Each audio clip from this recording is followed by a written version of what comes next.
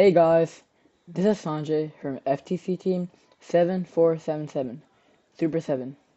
Today, I'm going to be talking about the Java optional class, which provides a way to handle null values safely. So using optional, you can avoid null pointer exceptions and make your code more readable and more robust.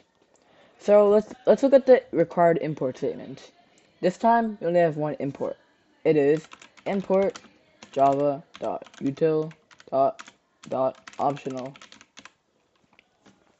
So to use optional, we import it from the java.util package. Next, let's talk about creating an optional object. But before that, we have to actually create our class and our main method. So to do this, public class main, since our file name must match our class name. And now we have our main method, which is public static void, public static void main string, square brackets, and args.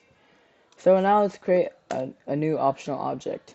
So the way you would do this is optional string. So let's say we have a string optional, we're just going to call it that, equals optional, lots of optionals, optional dot of, and let's just have a random string text, like string of text, like super 7.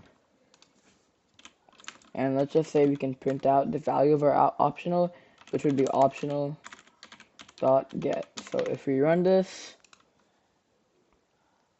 super 7, which is the value of our optional. So we can create an optional object using optional.of to wrap a non-null value. We discovered wrapping in a previous video.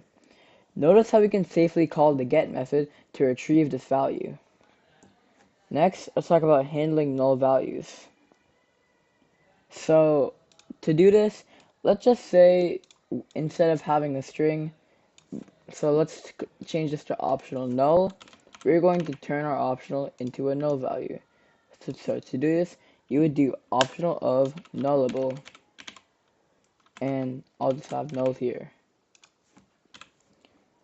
And we can just print out optional.null is present. So we would do optional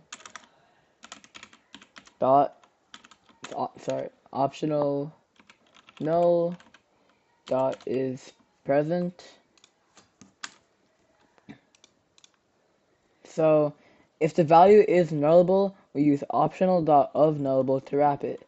This essentially allows us to check if the value is present with is present. So if we print this out, it would get a false, since it's not present, it's null. Thank you guys for watching part 1 of the optional class in Java. See you next time.